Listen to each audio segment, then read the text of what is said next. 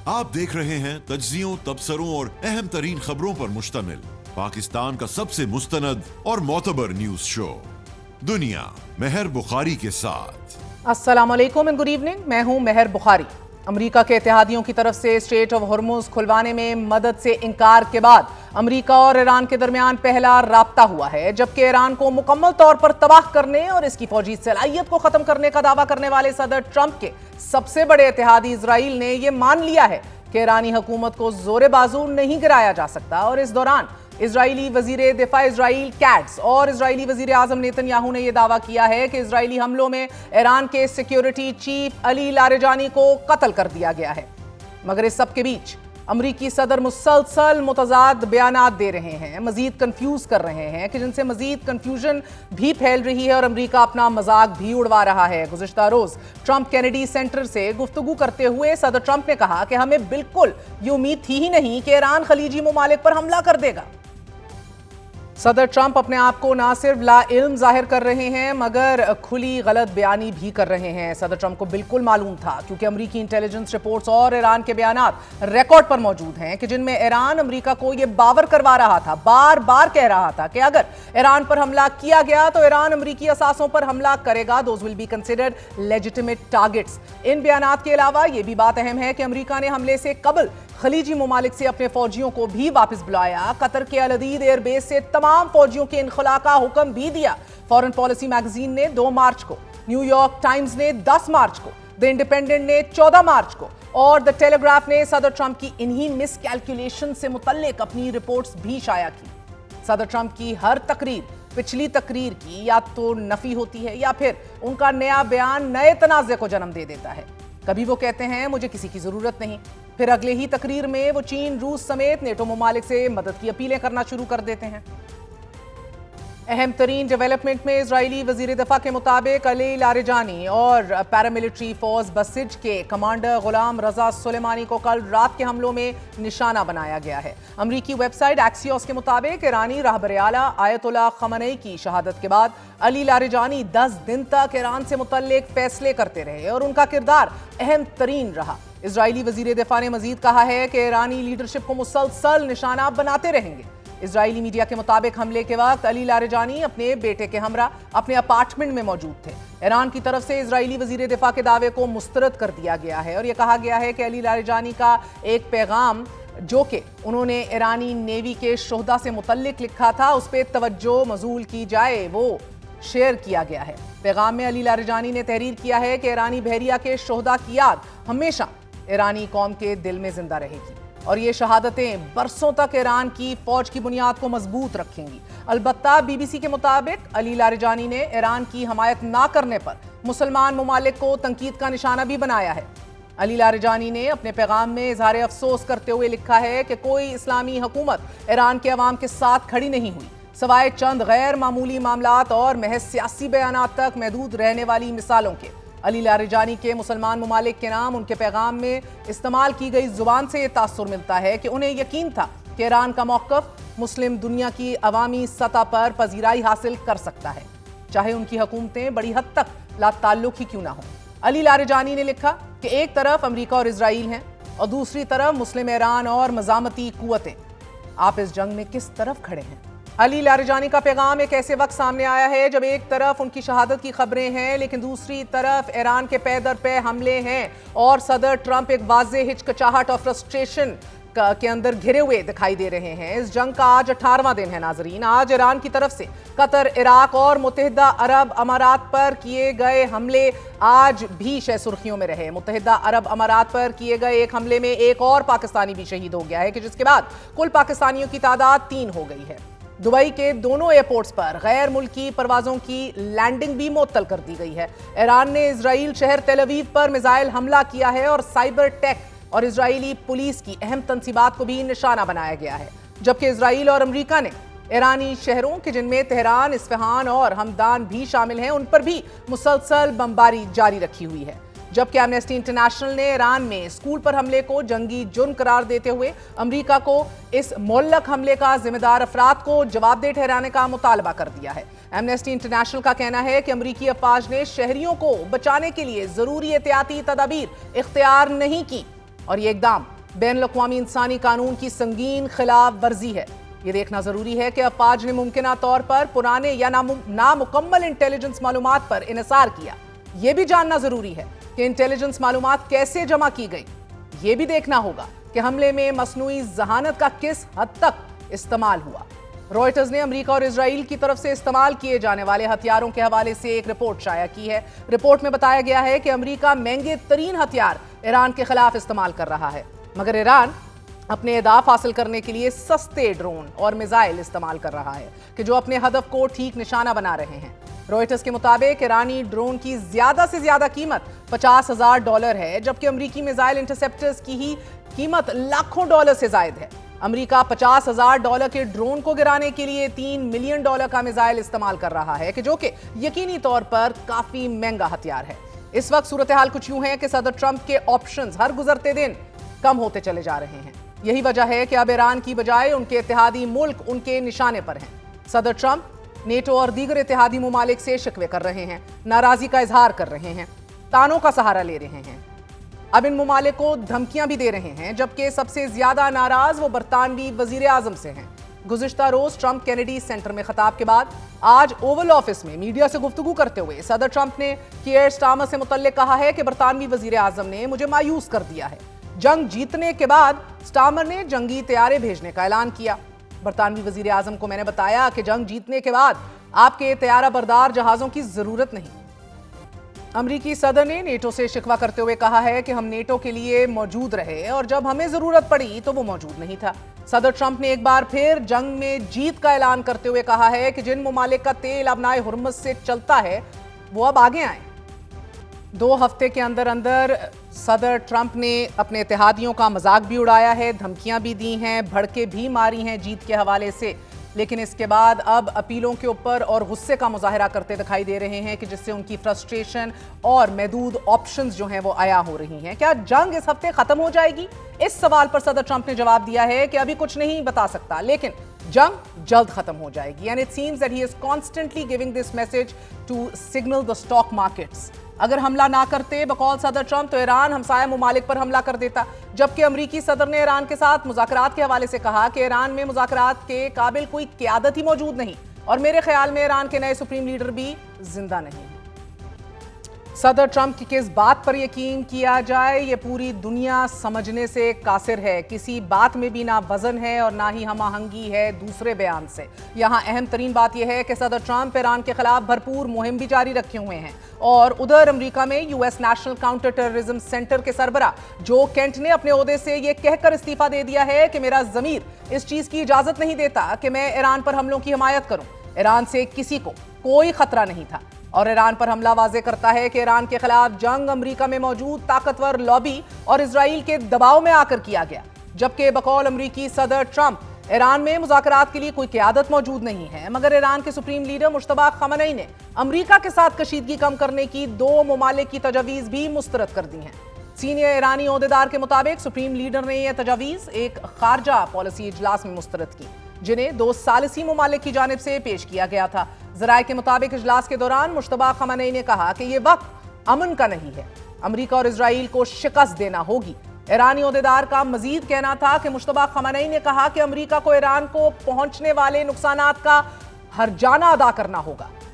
आज ही नाजरीन ईरानी वजीर खारजा से अक़वाम मुत्तहिदा के सेक्रेटरी जनरल एंटोनियो गुटेरेस का भी टेलीफोनिक राब्ता हुआ है, जिसमें ईरानी वजीर खारजा ने कहा है कि दुनिया के हर मुल्क और आलमी इदारे को ईरान पर अमरीकी और इजरायली हमले की मजम्मत करनी चाहिए।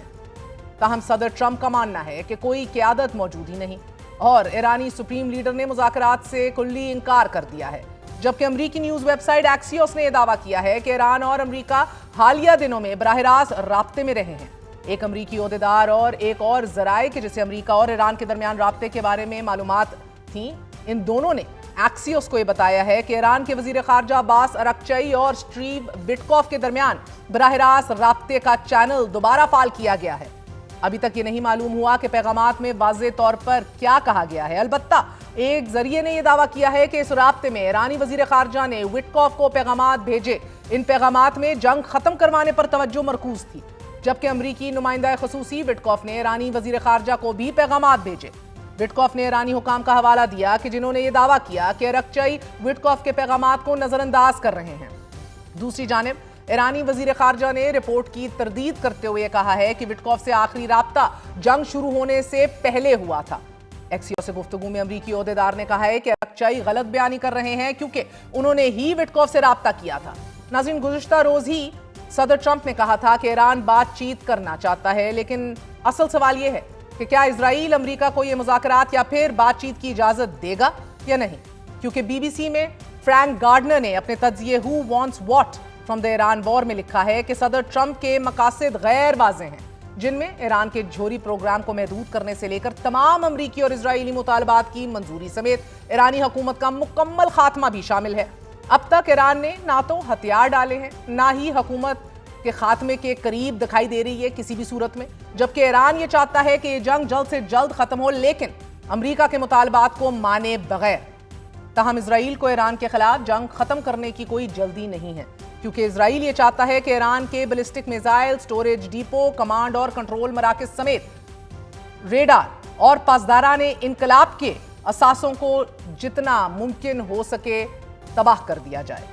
جنگ رکتے ساتھ ہی یہ سب دوبارہ تعمیر ہو سکتا ہے، اور اسرائیل یہ چاہتا ہے کہ ایران یہ سمجھ لے کہ یہ کام کتنا مہنگا ہوگا، کیونکہ اسرائیلی فضائیہ کسی بھی وقت لوٹ کر دوبارہ یہ سب تباہ کر سکتی ہے۔ ایران یورینیم بھی اس حد تک انرچ کر چکا ہے کہ جو سول جوہری ضرورت سے زیادہ ہے۔ ان سب کو ملا کر دیکھا جائے تو اسرائیلی وزیر اعظم نیتن یاہو کی حکومت کے لیے یہ ایسا خطرہ ہے ناظرین کہ جو ناقابل قبول ہے۔ مگر دوسری طرف آج ہی اسرائیلی وزیر خارجہ نے کہا ہے کہ ایرانی حکومت کو صرف ایرانی عوام کے ذریعے ہی گرایا جا سکتا ہے۔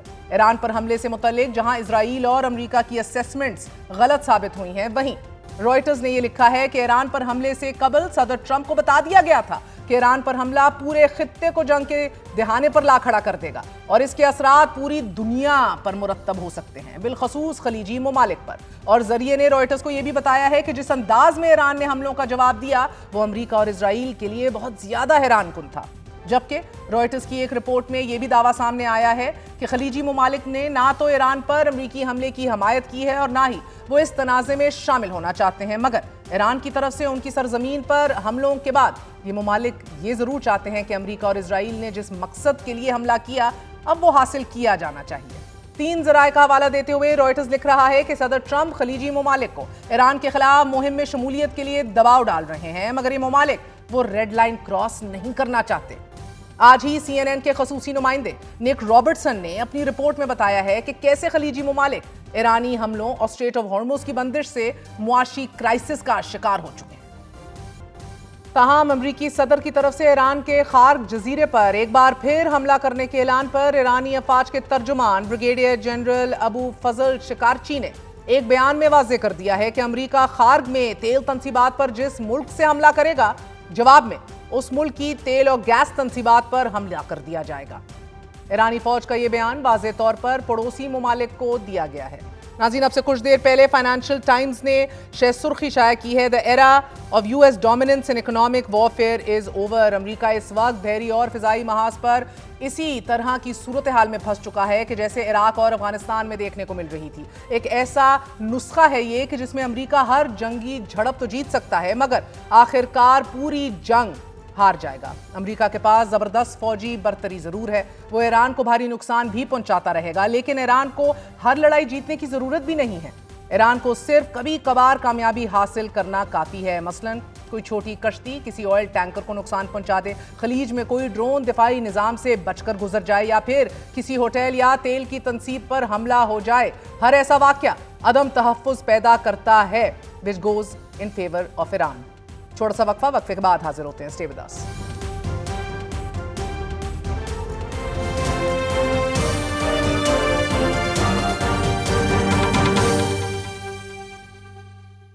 آبنائے ہرمز کی بندش کے سبب توانائی بحران مزید شدت اختیار کر چکا ہے۔ عالمی منڈی میں خام تیل کی قیمتوں میں 10% اضافہ ریکارڈ کیا گیا ہے۔ گزشتہ روز تیل کی قیمت $106 فی بیرل تک پہنچ گئی کہ جو جنگ کے آغاز سے اب تک 45% اضافہ ہے۔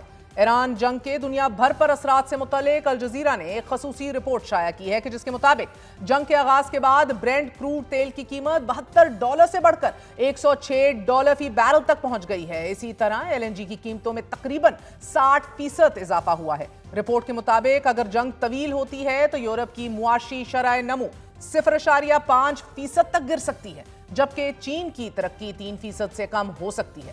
ناظرین، اس وقت برطانوی خام تیل کی قیمت $9.29 اضافے کے بعد $101.3 فی بیرل ہو چکی ہے، جبکہ امریکی خام تیل کی قیمت 2% اضافے کے بعد $102 فی بیرل پر ہے، جبکہ برینٹ خام تیل کی قیمت $106 فی بیرل پر پہنچ چکی ہے۔ سنگاپور مارکیٹ میں لنڈن برینٹ کروڈ اور امریکی خام تیل دونوں کی قیمتوں میں نمایاں اضافہ ریکارڈ کیا گیا ہے۔ سنگاپور مارکیٹ میں لنڈن برینٹ کروڈ کی قیمت $1.37 اضافے کے بعد $104.47 فی بیرل پر ہے، اور اس سے قبل خطے میں کشیدگی کے دوران خام تیل کی عالمی قیمتیں بڑھ کر $119 فی بیرل تک پہنچ چکی تھیں۔ ایران جنگ کے باعث تیل کی قیمتوں میں اضافے کے بعد عالمی توانائی ایجنسی انٹرنیشنل انرجی ایجنسی نے 400 ملین بیرل تیل جاری کرنے کا اعلان کیا ہے۔ تاہم اس اعلان کے باوجود خام تیل کی قیمتوں میں اضافہ دیکھنے میں آ رہا ہے۔ بین الاقوامی توانائی ایجنسی کے ایگزیکٹو ڈائریکٹر فاتح بیرول کا یہ کہنا ہے کہ تیل کی منڈی کو جس پیمانے کے چیلنجز کا سامنا ہے، اس طرح کی مثال ملتی ہی نہیں۔ 1974 میں قائم ہونے والی عالمی توانائی ایجنسی کی تاریخ کا یہ چھٹا واقعہ ہے کہ اس کے رکن ممالک کو اپنے محفوظ ذخائر سے تیل نکالنا پڑ رہا ہو۔ اس سے قبل 1991 میں پہلی خلیجی جنگ کے دوران، پھر 2005 میں امریکہ میں سمندری طوفان کترینا کے بعد، 2011 میں لیبیا میں جنگ کے دوران، اور 2022 میں روس سے یوکرین پر حملے کے بعد 2 بار IEA کو محفوظ ذخائر سے تیل عالمی منڈی میں ڈالنا پڑ گیا۔ تاہم حالیہ مقدار 2022 میں جاری کیے گئے تیل کی مقدار سے دگنی سے بھی زیادہ ہے۔ وال سٹریٹ جرنل کے مطابق وائٹ ہاؤس میں ہونے والے متعدد ہنگامی اجلاسوں میں تیل کمپنیوں ایکسون، شیورون اور کنوکو فلپس کے سربراہان نے خبردار کر دیا ہے کہ آبنائے ہرمز کی بندش کے سبب توانائی بحران مزید شدید ہو سکتا ہے۔ یہ بندش عالمی تیل کی ترسیل اور قیمتوں پر اثر ڈال رہی ہے۔ حکام کے سوالات کے جواب میں ڈیرن وین ووڈز، جو کہ CEO اینڈ چیئرمین ہے ایکسون موبائل کا، ان کا کہنا ہے کہ اگر سرمایہ کاروں نے قیمتوں میں سٹہ بازی کی تو تیل کی قیمتیں موجودہ بلند سطح سے بھی اوپر چلی جائیں گی اور مارکیٹ کو ریفائنڈ مصنوعات کی قلت کا سامنا کرنا پڑ سکتا ہے۔ وال سٹریٹ جرنل کے مطابق وائٹ ہاؤس تیل کی قیمتوں کو کم کرنے کے لیے کئی اقدامات پر غور کر رہا ہے کہ جن میں روسی تیل پر پابندیوں میں مزید نرمی، ہنگامی توانائی کے ذخائر سے بڑے پیمانے پر تیل کا اخراج، جونز ایکٹ کے قانون کو معطل کرنے پر غور کہ جو امریکی بندرگاہوں کے درمیان خام تیل کی ترسیل کو محدود رکھتا ہے، اور وینزویلا اور امریکہ کے درمیان تیل کی ترسیل میں اضافے کی کوششیں۔ امریکی میڈیا کے مطابق پینٹاگون نے انتظامیہ کو یہ بتایا ہے کہ آبنائے ہرمز کو کھولنے کے لیے فوجی آپشنز موجود ہیں، اور انتظامیہ بھی چاہتی ہے کہ یہ کام مہینوں کی بجائے ہفتوں میں مکمل ہو جائے۔ اس وقت آبنائے ہرمز میں جہازوں پر ایران کے حملوں میں اضافہ ہو رہا ہے اور تقریباً 90 سے 100 لاکھ بیرل تیل وہاں پھنسا پڑا ہے۔ تاہم صدر ٹرمپ نے اپنی ایک سوشل میڈیا پوسٹ میں توانائی کی بڑھتی ہوئی قیمتوں پر خدشات کو مسترد کرتے ہوئے یہ کہا ہے کہ چونکہ امریکہ دنیا کا سب سے بڑا تیل پیدا کرنے والا ملک ہے، اس لیے جب تیل کی قیمتیں بڑھیں گی تو ہم بہت پیسہ کمائیں گے۔ جبکہ نیو یارک ٹائمز کے مطابق ٹرمپ انتظامیہ نے معاشی نتائج کا غلط اندازہ لگا رکھا ہے۔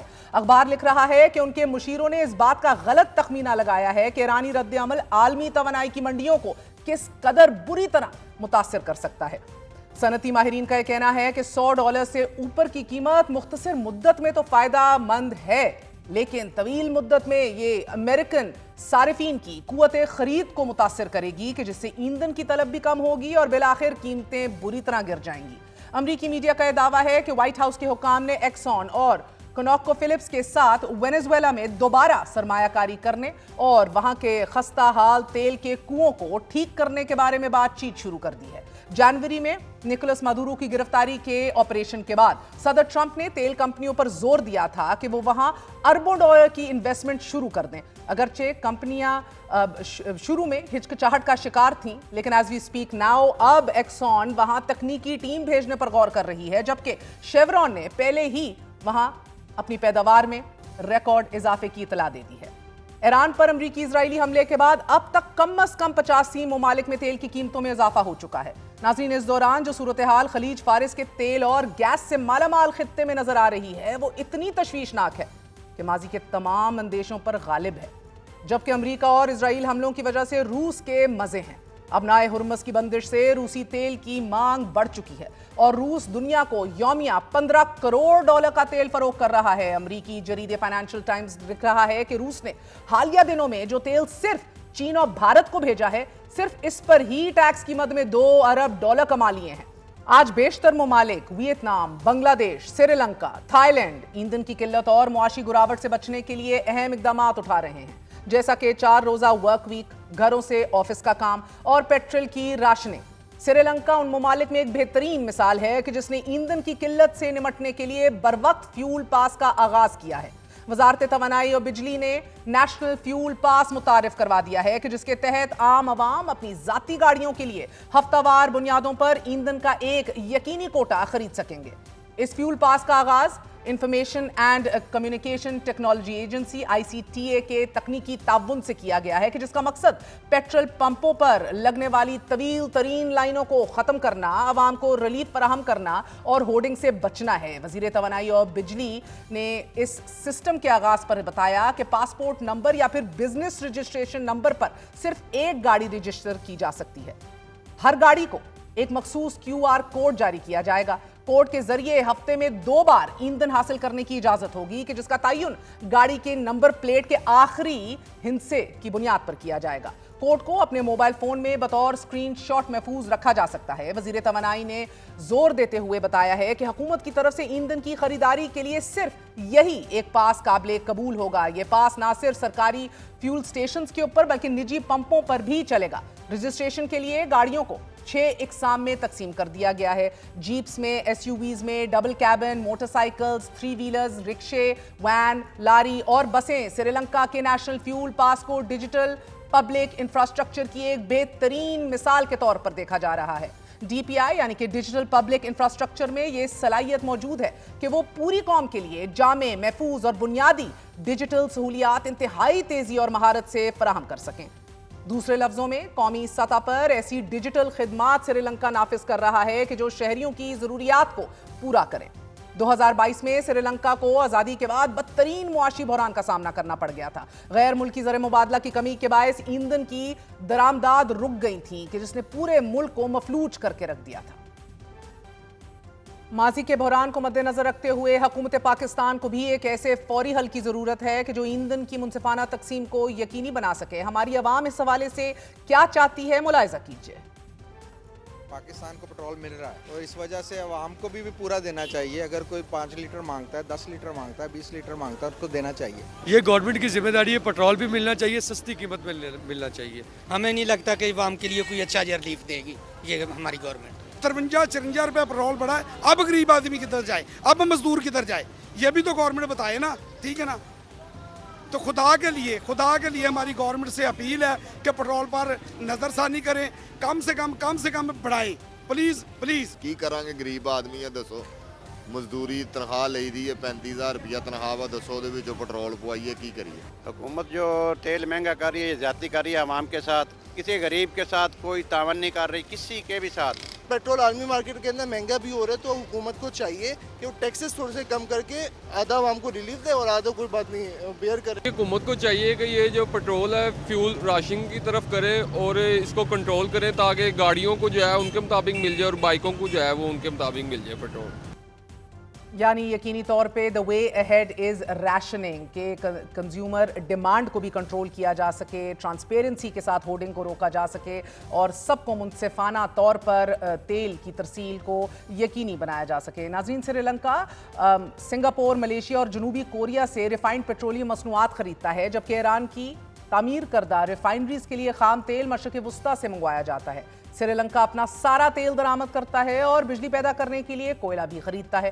سری لنکا میں ایندھن کا راشن 2 دن قبل شروع ہوا ہے کہ جس میں ہر موٹر سائیکل کو 15 لیٹر پیٹرول یا ڈیزل فی ہفتہ تک محدود کر دیا گیا ہے، جبکہ پبلک ٹرانسپورٹ کو 200 لیٹر تک مختص کر دیا گیا ہے۔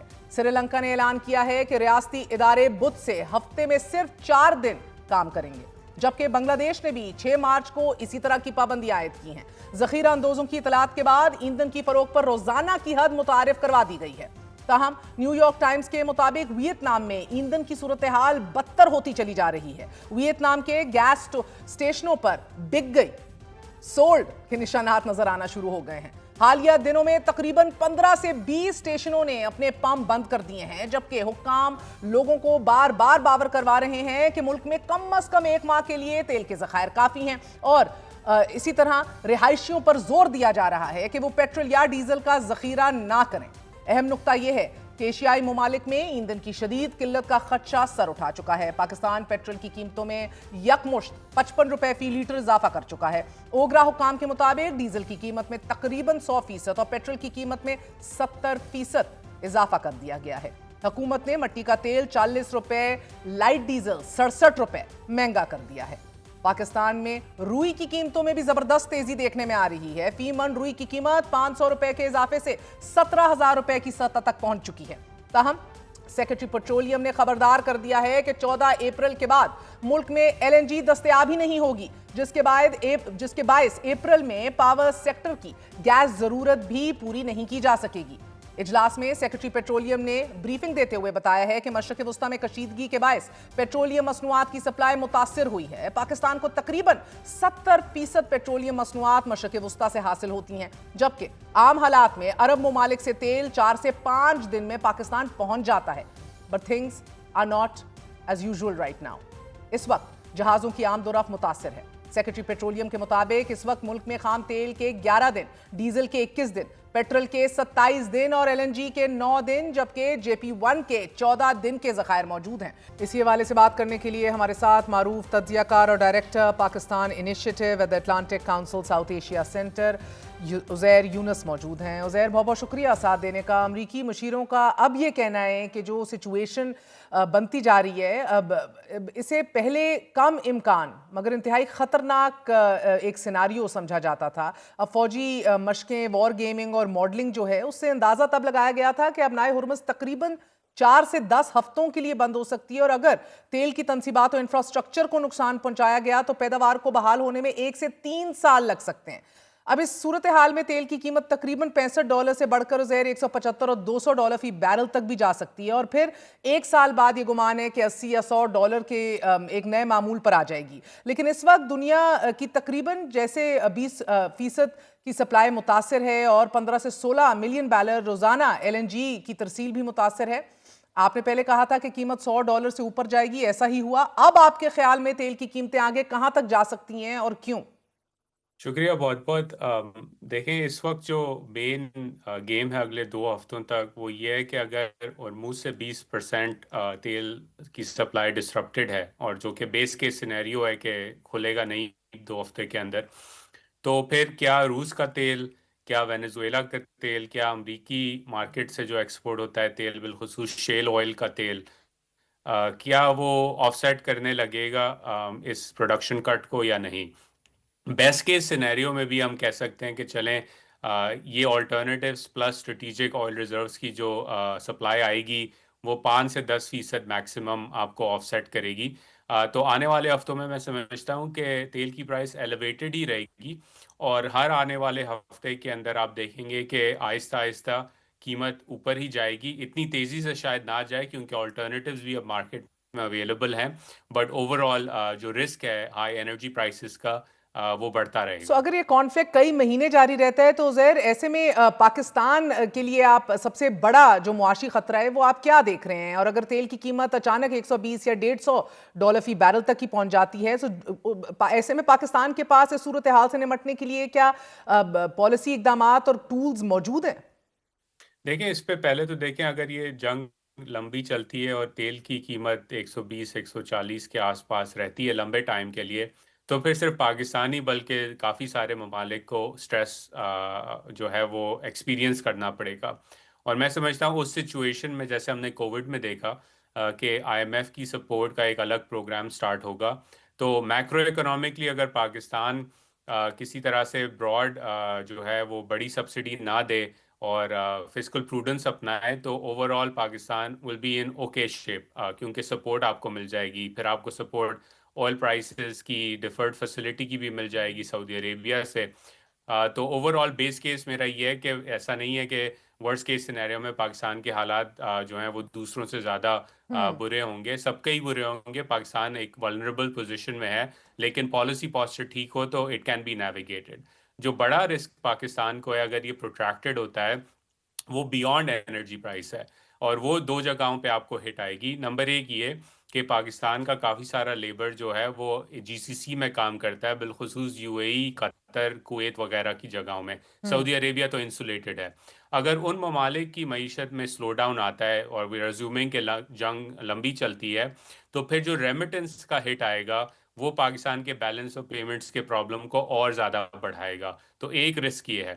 دوسرا کہ آپ کی جو ایکسپورٹ ارننگز ہیں وہ کم ہو سکتی ہیں, نہ صرف اس لیے کیونکہ مڈل ایسٹ میں جنگ چل رہی ہے, وہاں بھی آپ کے ایکسپورٹ جاتے ہیں, لیکن اگر تیل کی قیمت ایلیویٹڈ رہی تو یورپ اور امریکہ میں بھی کنزیومر سپینڈنگ کم ہوگی, اور اس کنزیومر سپینڈنگ کے کم ہونے کی وجہ سے آلریڈی جو آپ کے ایکسپورٹس ٹیرفس کی وجہ سے پریشر میں ہیں وہ پریشر میں اور آئیں گے کیونکہ لوگ خریداری کرنا کم کر دیں گے.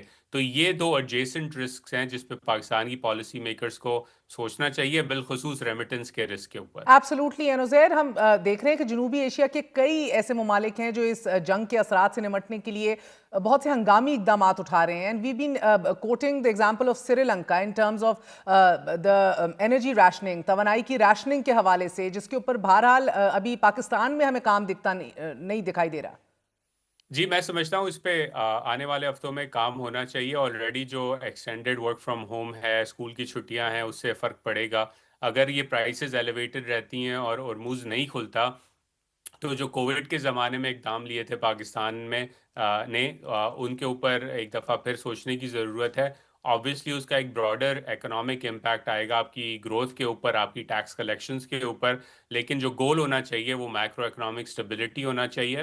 اور اس کے اندر اگر آپ ریشننگ کریں, ایون اگر آپ ٹارگیٹڈ سبسڈیز فار ایگزامپل رکشا یا موٹر سائیکلز کو دینا چاہتے ہیں, اس کا بھی ایک سسٹم بنا کے ابھی سوچنے لگے ہیں اس پہ, تو آپ مینیج کر سکتے ہیں. اور میں ضرور سمجھتا ہوں کہ گیون پاکستان's vulnerability ڈالر ریزروز کی سائڈ پہ, ان تمام آپشنز کو ٹیبل پہ رکھ کے وار گیمنگ کرنی چاہیے. اچھا, you know what's very interesting Uzair, کہ ایران اب بھی ابنائے ہرمز کے ذریعے اپنا تیل جو ہے وہ برآمد کر رہا ہے سکسیسفلی, جبکہ دوسروں کی ترسیل میں رکاوٹیں موجود ہیں. صدر ٹرمپ نے کہا کہ انہیں یہ توقع ہی نہیں تھی کہ ایران خلیجی ممالک کے خلاف اس طرح اٹیک کرے گا, رد عمل دے گا. غالباً یہ بھی نہیں کسی نے سوچا تھا کہ ایران ایک طرف ابنا کو متاثر کرے گا لیکن دوسری طرف خود اسی رستے کو استعمال بھی کرتا رہے گا. لیکن اب یوں لگ رہا ہے کہ ایران عالمی جہاز رانی کو تو تنگ کرے گا, اور یہ تنگ کرتے ہوئے کچھ برآمدات جاری رکھنے کی صلاحیت بھی رکھتا ہے. اس سے صورتحال کا پورا حساب جو ہے وہ یکسر بدل کے رہ جاتا ہے. جی, کسی حد تک بدل جاتا ہے. اور اگین اگر 20% ٹریفک رکا ہوا ہے, فلو آف گلوبل انرجی یہاں سے, تو ایران کو ایک فائدہ تو یہ ہے کہ ان کا اپنا تیل وہ نکال سکتے ہیں لمیٹڈ کوانٹیٹیز میں ہی صحیح, لیکن کیونکہ پرائس ایلیویٹڈ ہے تو ان کی ارننگ کیپیسٹی بھی ریلیٹیولی بڑھ جاتی ہے. تو اگین اب یہ دیکھنا ہوگا کہ کس طرح کا آپریشن نیول سائٹ پہ امریکہ جو ہے وہ کرتا ہے to open up the strait, کیونکہ اس وقت جو مین رسک ہے اس پوری کی پوری کیمپین کا, اور حیرانی اس بات کی ہے کہ صدر ٹرمپ نے سوچے بغیر جو جنگ سٹارٹ کی اس پہ اب ان کا اکنامک کاسٹ جو ہے وہ ان کے پولیٹیکل کاسٹ میں تبدیل ہو رہا ہے. تو اگر وہ اس کو نہیں کھول پاتے تو یہ ایلیویٹڈ پرائسز امریکی سمر کے اندر جو ٹریول سیزن ہوتا ہے اس کی قیمتیں بڑھیں گی, ایئر لائن ٹریول متاثر ہوگا. تو یہ ساری چیزوں پہ ان کو اب سوچنا پڑے گا. And he is in do اور ڈائی سچویشن ان دا سینس کہ اگر اس جنگ کو وہ ختم کرتے ہیں اپنے آبجیکٹیوز میٹ کیے بغیر تو پورا کا پورا ایک پولیٹیکل سائیکل سٹارٹ ہوگا ٹو کویسچن ہز ڈیسیجن. اگر اس جنگ کو وہ کنٹینیو کرتے ہیں اور ہرمز نہیں کھلتا اور تیل مہنگا ہوتا ہے تو اکنامک امپیکٹ کی وجہ سے ان کے اوپر پریشر آئے گا. تو آئی تھنک جو پالیسی کا گیپ تھا اس پوری کی پوری جنگ کا وہ ایکسپوز ہو کے اب صدر ٹرمپ کے گلے میں پھنس گیا. اور سر اب اسٹریٹ آف ہرمز صرف تیل کی ہی نہیں, as we discussed earlier as well, petrochemicals, دھاتوں, کھاد, فرٹیلائزرز کی ترسیل کے لیے بھی بہت اہم ترین راستہ ہے, اس لیے سب چیزیں افیکٹ ہوں گی. اب اس صورتحال میں ایک واضح جغرافیائی سیاسی فائدہ اٹھانے والا ملک آئرونکلی روس ہے. تیل کی قیمتیں بڑھ رہی ہیں, پابندیاں کم ہو رہی ہیں روس کے لیے, مغربی ممالک کی توجہ فوجی وسائل یوکرین سے ہٹ رہے ہیں. سو ماسکو کے نقطہ نظر سے یہ جنگ تین طرح سے فائدہ مند لگ رہی ہے. And will this continue in the long run as well? بالکل اور یہ ہم نے جب 2 ہفتے پہلے بات کی تھی تو میں نے یہی کہا تھا کہ روس کے پاس اپرچونٹی ہے مارکیٹ شیئر اٹھانے کی. کل یا پرسوں غالباً بیلجیم کے وزیر اعظم نے کہا کہ یورپ کو روس کے ساتھ اپنی ریلیشن شپ نارملائز کرنے کی طرف سوچنا چاہیے کیونکہ آپ کو انرجی کی ضرورت ہے اس سچویشن میں. تو Russia is definitely a big winner in all of this کیونکہ جو مارکیٹ شیئر ہرمز سے ہٹے گا اس کا ایک چنک روس اٹھائے گا, دوسرا چنک امریکہ اور تیسرا چنک شاید وینزویلا کے پاس بھی کیپیسٹی ہے اٹھانے کی. اور روس آبویسلی جو ہے وہ فرٹیلائزر انڈسٹری میں بھی ایک کرٹیکل پلیئر ہے, فوڈ باسکٹ بھی رہا ہے دنیا کی بالخصوص گندم کی طرف. تو اوور آل ایک لائف لائن ملی ہے روس کو اور میں سمجھتا ہوں کہ آپ مومنٹم آنے والے دنوں میں دیکھیں گے کہ رشیا یوکرین کی جنگ جسے ٹرمپ خود ہی کافی ٹائم سے ختم کرنا چاہ رہے تھے, یورپ راضی نہیں تھا, اب یورپینز کی بھی جو ہے اس میں آہستہ آہستہ آپ کو ہاں ہوتی ہوئی نظر آئے گی because also economically for them access to energy is critical.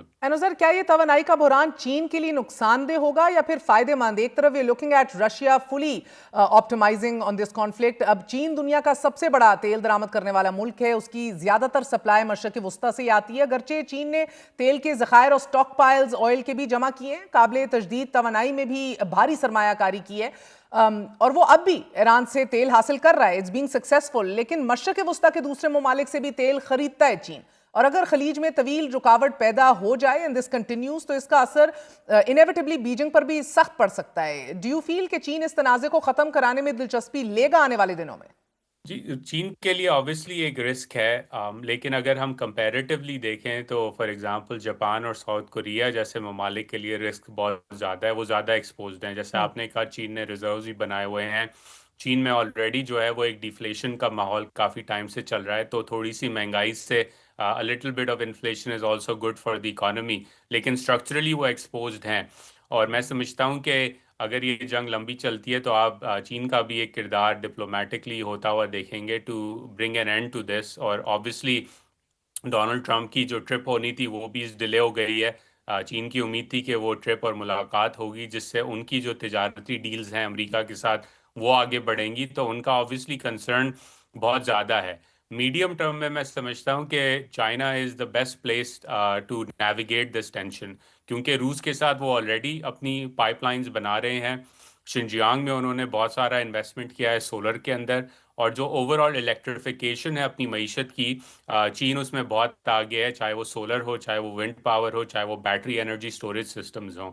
تو میں سمجھتا ہوں کہ ولنریبلٹی تو اس وقت ضرور ہے, لیکن چین کا ایک لمبا پلان رہا تھا کہ اس ولنریبلٹی کو کم کیا جائے, اور میں سمجھتا ہوں کہ اس جنگ کے بعد وہ اس کام کے اوپر اور تیزی سے آگے بڑھیں گے کیونکہ ان کے پاس سپلائی سائڈ کیپیبلٹی موجود ہے to reduce their reliance on imported fossil so in fact actually Korea اور جاپان کی سٹاک مارکیٹ نے آج بہتر پرفارم کیا ہے گیون کہ تیل تھوڑا سا نیچے ہوا, سو یہ ولنریبلٹی چین کی نہیں ہے. But speaking of vulnerability, Uzair بحران جب یہ ختم ہوگا تو خلیجی ممالک کو یقینی طور پہ پوری سیکیورٹی حکمت عملی اپنی دوبارہ ریوزٹ کرنی ہوگی. اس وقت سب سے مشکل صورتحال میں بھی وہی ہیں, انہوں نے نہ جنگ شروع کی نہ ہی وہ چاہتے تھے, لیکن اس کے سنگین ترین نتائج انہی کو بھگتنا پڑ رہے ہیں. نہ تو امریکہ اور اسرائیل کے ساتھ مزید کھڑے ہونا انہیں مکمل طور پر محفوظ لگتا ہے, نہ ہی ایران کو خوش رکھنے کی پالیسی زیادہ پرکشش نظر آتی ہے. But do you feel that these Gulf states are still in a position where militarily detach کرنا اپنے آپ کو امریکہ سے it's easier said than done? میں سمجھتا ہوں کہ اس پہ غور پچھلی جنگ کے بعد آلریڈی شروع ہو چکا تھا اور اس پہ اب تیزی آئے گی, بالخصوص سعودی عرب اور قطر جیسے ممالک میں. اس کے اندر جو مین کردار ہوگا ایونچولی وہ ترکی جیسے ممالک کے ساتھ کوآپریشن بڑھے گی. پاکستان کا سعودی عرب کے ساتھ ایک اسٹریٹجک پیکٹ ہے, میں سمجھتا ہوں اس پہ آپ کو مومنٹم نظر آئے گا ود اے ٹرائلیٹرل ود ٹرکی. اور پاکستان کے لیے یہ پورا کا پورا ریجنل شفٹ جو ہے ایک اپرچونٹی ہے, نہ صرف سیکیورٹی انڈسٹریل کوآپریشن کی سائڈ پہ بٹ فوڈ سیکیورٹی کی سائڈ پہ. پاکستان کے اپنے انرجی کی جو کیپیبلٹیز ہیں, چاہے وہ تھر کول ہو, چاہے وہ پاکستان کے انڈیجنس کے گیس کے ذخائر ہوں, ان کے اوپر اپرچونٹی ہے. اور as a logistics and transportation hub, کیونکہ دیکھیں پچھلے 30 سال کے اندر پاکستان کا جو ایک کنیکٹیوٹی کا کردار ہوتا تھا وہ دبئی, دوحہ, ابو دھابی نے ٹیک اوور کیا اس لوجسٹکس کے ہب کو. لیکن اب کیونکہ وہاں پہ انسیکیورٹی کا ایک ماحول ہے, تو for example Islamabad airport can be the bridge between East Asia and Europe. Karachi airport and Karachi port can be the bridge between East Asia, Middle East and Europe and America as well. تو میں سمجھتا ہوں کہ اس پوری جنگ کے بعد ایک ریجنل سیکیورٹی اکنامک آرکیٹیکچر میں آپ کو بہت تیزی سے تبدیلی نظر آئے گی، اور اس تبدیلی کی اپرچونٹی جو ہے وہ پاکستان کے پاس اس وقت موجود ہے. اگر پاکستان کی پالیسی میکرز صحیح پالیسی اپناتے ہیں تو کافی زیادہ اچھے طریقے سے وہ اپنے ملک کو انٹیگریٹ کر سکیں گے into a new Middle East. And I hope we're thinking on those lines. مگر صدر ٹرمپ نے جب اپنے حریفوں اور اتحادیوں دونوں سے مدد مانگی ہے، نیچرلی اس تنازع کی معاشی قیمت تو بہت زیادہ ہو چکی ہے، much more than anybody was expecting including Trump انتظامیہ. تو آخر وہ کون سا خطرہ ہے کہ جس سے ٹرمپ اتنا خوفزدہ ہو چکا ہے مگر جسے سنبھالنے میں دوسرے ممالک ایلائز ہوں یا حریف ہوں وہ زیادہ مدد کرنے کو تیار نہیں ہیں؟ جی ایک ہی خطرہ ہے اس وقت، اور وہ تیل کی قیمت ہے. کیونکہ اگر تیل کی قیمت اسی طرح بڑھتی رہی تو ان کے اپنے ووٹر جن سے وہ وعدہ کر کے آئے تھے کہ میں آؤں گا تو افورڈیبلٹی کا کرائسس ختم کروں گا، مہنگائی ختم کروں گا، پمپ پہ سستا گیسولین آپ کو ملے گا، وہ تمام وعدے اب سائڈ پہ ہو گئے. اور لوگ جب جا رہے ہیں اپنی گیس بھرانے، اور اگین سمر اسپرنگ بریک کا سیزن امریکہ میں شروع ہو چکا ہے، تو 20-30-40% increase in your energy cost جو ہے وہ اس پہ لوگوں کو کافی تکلیف ہو رہی ہے. اور یہ وہی لوگ ہیں، ورکنگ کلاس لوگ ہیں، چاہے وہ جو ہے وہ ٹیکسس میں ہوں، چاہے وہ الینوائے میں ہوں، چاہے وہ مشیگن میں کہیں اور ہوں، جنہوں نے صدر ٹرمپ کے لیے ووٹ کیا تھا کیونکہ وہ چاہتے تھے کہ لمبی جنگیں نہ ہو، یوکرین جیسی جنگوں کا خاتمہ ہو، اور افورڈیبلٹی کے اوپر کام کیا جائے، امریکہ کے اوپر، امریکہ کے لوگوں کے اوپر فوکس کیا جائے. تو اس وقت جب انہوں نے ایک نئی جنگ شروع کر دی ہے اور لوگوں کو اس کی قیمت ادا کرنی پڑ رہی ہے تو اس کا ان کو پولیٹیکل کاسٹ بیئر کرنا پڑے گا. تو میں سمجھتا ہوں کہ there is only one thing and one thing alone that will make Trump take the off ramp, and that is the price of oil. So then sir اسی آرگیومنٹ کو مد نظر رکھتے ہوئے ٹرمپ کی جو دھمکی ہے خارق جزیرے پر بمباری کرنے کی، تو وہ تو صرف ایک دباؤ ڈالنے کی کوشش ہے نا، یہ حقیقت پسندانہ تو نہیں ہے. it is all فاس، کیونکہ اگر وہ ایسا کرتے ہیں تو خطے کی توانائی تنصیبات پہ تو ایران پھر ان کو ٹارگٹ کرے گا، ممکنہ ٹارگٹس میں شامل ہو جائیں گے ایران کے. جی بالکل، یہ ایک گیمبٹ ہے رائٹ. ایک اور اب آپ نے جب ایک جنگ شروع کر دی، پہلے آپ کا ایکسپیکٹیشن یہ تھی کہ آپ ایران کے لیڈرشپ کو اسیسنیٹ کریں گے تو رجیم کرمبل کر جائے گا، وہ نہیں ہوا. انہوں نے تھیٹر ایکسپینڈ کر دیا، اب ہرموز بند ہے، تو آپ نے ہرموز کو کھولنا ہے، آپ نے مرینز بھیجنے ہیں، آپ نے نیوی بھیجنی ہے، کسی نہ کسی طرح آپ نے ایرانیئنس کو بیک فٹ پہ ڈالنا ہے as it relates to the opening of the strait. اگر وہ آپ نہیں کر پائیں گے تو پھر آپ نے کسی اور طرح کا آف ریمپ لینا ہوگا. تو I think this is where he is stuck in a bind, his advisors are stuck in a bind. اور کیونکہ انہوں نے پوری کی پوری پلاننگ نہیں کی تھی، سوچا تھا کہ ہم بس اسیسنیشن کیمپین رن کریں گے اور جنگ اگلے دن ختم ہو جائے گی. So now they have to do something even more audacious to get out of this, and I think this is where he's stuck. کیونکہ انہیں بھی معلوم ہے کہ اگر آپ ایک اور دفعہ جو ہے وہ ڈائس کو رول کریں گے تو شاید آپ کے حق میں نہ جائیں چیزیں، اور اگر آپ کے حق میں نہیں جائیں گی تو شاید آپ کو اور بھی بھاری جو ہے وہ قیمت ادا کرنی پڑے اس جنگ کی، جو کہ جنگ ضروری بھی نہیں تھی. بہت شکریہ. آپ نے عزیر یونس صاحب کی گفتگو سنی. اس کرائسس کے اندر بھی ایک بہترین اپرچونٹی ہے کہ پاکستان ریجنل سیکیورٹی اور اکنامک آرکیٹیکچر کو ری وزٹ کرے. آج کے لیے اتنا ہی. گڈ نائٹ، اللہ حافظ.